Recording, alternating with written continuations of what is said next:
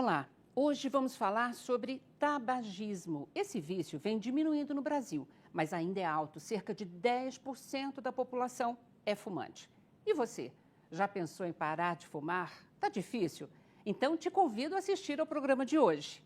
No estúdio, comigo, o Dr. Carlos Roberto de Carvalho, médico pneumologista, professor titular da disciplina de pneumologia do Hospital das Clínicas, da Faculdade de Medicina da USP e chefe da UTI respiratória do HC, da Faculdade de Medicina da Universidade de São Paulo. Prazer tê-lo aqui comigo hoje, doutor Carlos. Olá, o prazer é meu podermos discutir esse assunto que é tão importante para todos nós. Então, tabagismo, pela Organização Mundial da Saúde, é considerado uma doença? Veja, o tabagismo ele é um hábito, mas sem dúvida nenhuma, uma certa parte da população acaba adquirindo uma dependência de algumas substâncias que tem na fumaça, na queima do tabaco, e essa dependência passa a ser um quadro um pouco mais amplo, ou seja, adquirindo características de ser uma doença. Então, algumas pessoas, aquelas que têm essa dependência química, sem dúvida nenhuma, elas caracterizam o quadro de uma doença. E, em geral, a nicotina, ela gera dependência química e psicológica?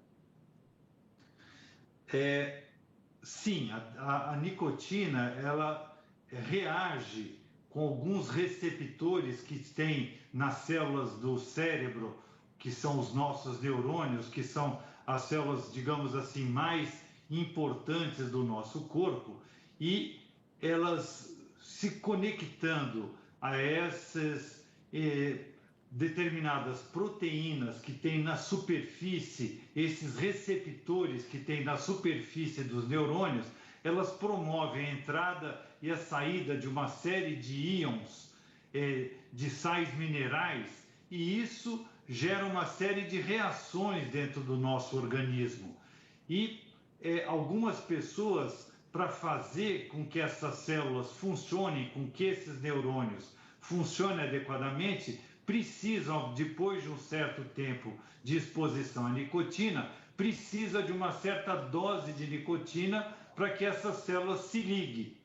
Então, são aquelas pessoas que acordam, tem que acender o cigarro, senão não se sente bem, senão não passam bem. Então, essa dependência, ela tem vários graus.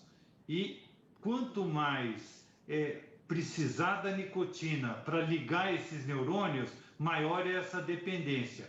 E aí caracterizando essa situação fora do normal ou uma situação de doença. Então, essa dependência é uma dependência química, em algumas vezes. Uma outra situação é um hábito, é uma dependência, digamos assim, mais psicológica. A pessoa vai adquirindo uma série de hábitos onde acender o cigarro está conectado a esse hábito. Então, pode não existir tanto uma dependência química, mas essa dependência é, digamos assim, mais psicológica. Por isso, então, que dizem que as pessoas mais velhas, quanto mais tempo você fuma, mais difícil fica de você conseguir abandonar esse vício, né? Porque tem a dependência química mais a questão do hábito. Exatamente. Quanto mais tempo a pessoa vai fumando, inclusive é uma das maneiras que nós medimos a carga tabágica que o indivíduo se expôs ao longo da vida, e isso está relacionado a uma série de doenças que ele possa adquirir ao longo da vida, nós medimos em anos maço. Então, se o indivíduo fuma um maço de cigarro por dia por 20 anos, ele tem uma carga tabágica de 20 anos maço. Se ele fuma meio maço por dia durante 40 anos, ele tem a mesma carga tabágica de 20 anos maço. É o produto do número de maços de cigarro que ele fuma por dia, por o tempo que ele vai fumando. Então, essa dependência química é proporcional a isso. Ou seja, os neurônios da pessoa, ao longo do tempo, vão ficando cada vez mais dependentes da nicotina para eles sofrerem a sua ativação, para eles começarem a trazer os resultados, as informações, a função que aquele neurônio tem. Então, se o indivíduo tem muito tempo de tabagismo, ele tem essa dependência maior da fumaça do cigarro, da nicotina. E com isso, ele vai ter mais dificuldades para parar de fumar. Entendi. O cigarro está associado a muitas doenças? Muitas. Vamos alertar, vamos fazer um alerta sobre isso? Todo o trajeto por onde a fumaça passa, ela vai deixando danos, ela vai deixando lesão. Então, desde as vias respiratórias superiores, da boca, da língua, da mucosa da nossa bochecha, da garganta, de todas as estruturas que tem na garganta, as cordas vocais, a laringe, a faringe, o esôfago, a traqueia, os brônquios, os pulmões, e aí a fumaça entra na corrente sanguínea. Então, atrapalha o carregamento de oxigênio pelos glóbulos vermelhos, pela hemoglobina. Então, atrapalha a circulação. Mexe com as células que envolvem os vasos sanguíneos, que é chamado endotélio, causa inflamações desse endotélio, favorece a formação de coágulos, favorece o entupimento desses vasos. Na parte circulatória, entupindo os vasos, pode chegar menos sangue. Na coronária, o indivíduo pode ter um infarto. No cérebro, ele vai ter um acidente vascular, um derrame. Nas pernas, ele vai ter um entupimento da circulação nas pernas. Muitas vezes vai ter gangrena, precisa de fazer uma amputação. Nos órgãos sexuais, vai chegar menos sangue. Por exemplo, nos órgãos sexuais masculinos, vai determinar impotência, vai atrapalhar o desenvolvimento do feto, porque vai chegar menos oxigênio, vai crescer menos o feto. Então, a criança que nasce de uma mãe que fuma é menorzinha do que a criança de uma mãe que não fuma, é menos desenvolvida, pode estar associada ao câncer de mama, ao câncer de bexiga. Eu vou parar por aqui. Uau. Porque eu cansei. Então, mas antes até, você falou de tantas doenças, o cigarro faz mal para o organismo inteiro, né? E é verdade que na relação do cigarro com câncer de pulmão, por exemplo, que 90% dos casos de câncer de pulmão é ocorrido pelo cigarro? Veja, o câncer de pulmão, ele é um dos cânceres mais frequentes, tanto no sexo masculino como no sexo feminino. Além de ser um dos mais frequentes, ele costuma ser dos que mais mata. Se a população parasse de fumar de 2020 para 2021, a partir de 2025, 2030, o câncer de pulmão deixaria de ser um problema de saúde. Uau! Das situações potencialmente reversíveis, a única que, se houvesse uma ação no sentido de eliminar o tabagismo, resolveria grande parte dos custos de saúde que temos hoje. Uhum. Nossa, que absurdo, né?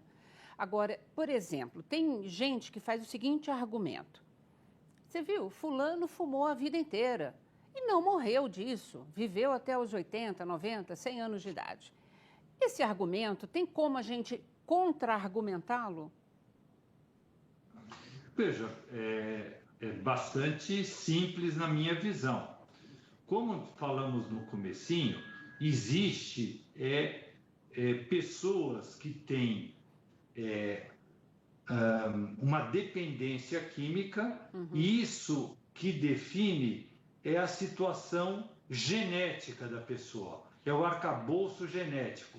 Quando uniu o espermatozoide do pai desse indivíduo, dessa pessoa, com o óvulo da mãe, ficou ali carimbado uma série de informações genéticas que vão influir a vida inteira e vão determinar a vida inteira dessa pessoa.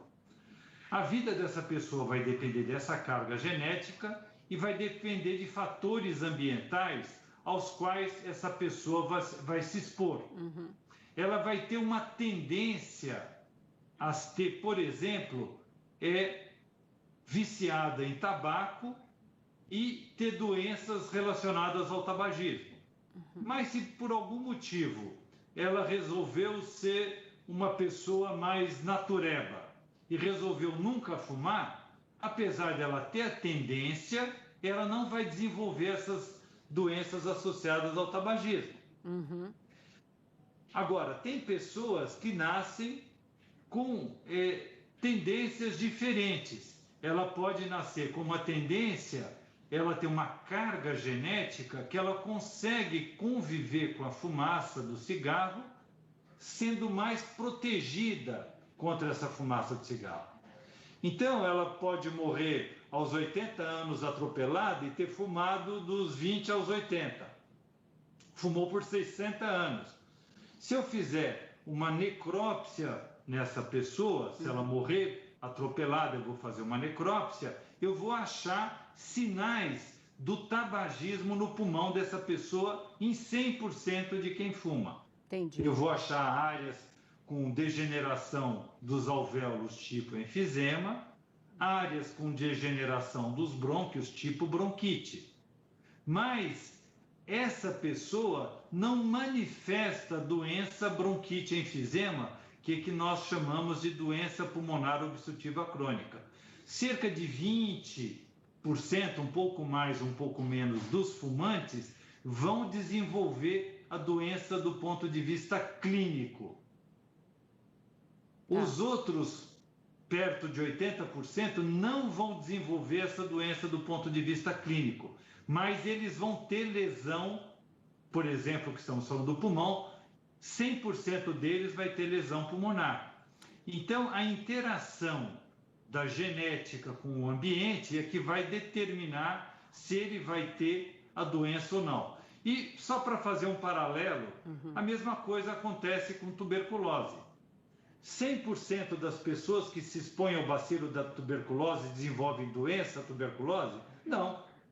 A tuberculose andou no mundo no século, principalmente no século XIX, e foi um grande problema de saúde na primeira metade do século XX, e o bacilo, ele estava no ar, todo mundo se expõe ao bacilo. 100% ficava doente? Não, porque tinha uma carga genética que de alguma forma eles desenvolviam uma resposta imune que os protegiam contra o bacilo da tuberculose. Entendi. É a mesma coisa com cigarro, não é 100% de quem fuma que vai morrer de tabagismo.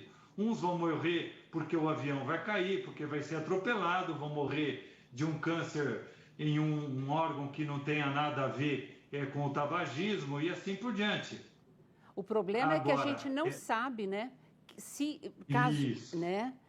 eu, ao fumar, eu estarei protegido ou não, né? E quantas pessoas que não morrem hoje exatamente por fumarem a vida toda, né? Isso.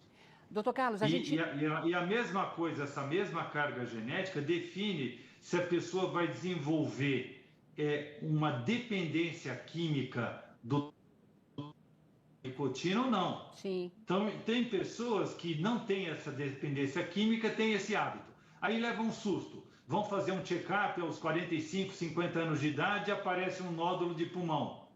Aí o cara fala, putz, esse nódulo pode ser um câncer. E pega o cigarro que estava no bolso e joga no lixo e nunca mais fuma. Esse cara não tinha dependência química. Ele conseguiu parar de fumar facilmente. Agora um outro que faz o mesmo aos 45, 50 anos de idade, o mesmo exame e tem um nódulo de pulmão, e ele quer jogar o cigarro fora, ele não consegue, porque ele tem a dependência química. Entendi. Então existe aquela coisa, o Zezinho é malandro, olha, a Mariazinha prima dele, mulher dele, jogou o cigarro fora, parou de fumar. Ele não para porque ele é malandro. Não é malandro, ele é doente. Ele tem essa dependência química e a outra não tinha. Não é que a outra é forte, ele é fraco. Ótima dica. Nós vamos continuar conversando logo depois do intervalo. A gente volta já já, tá bom? O senhor aguarde aí. E você também, aguarda aí que a gente volta já já.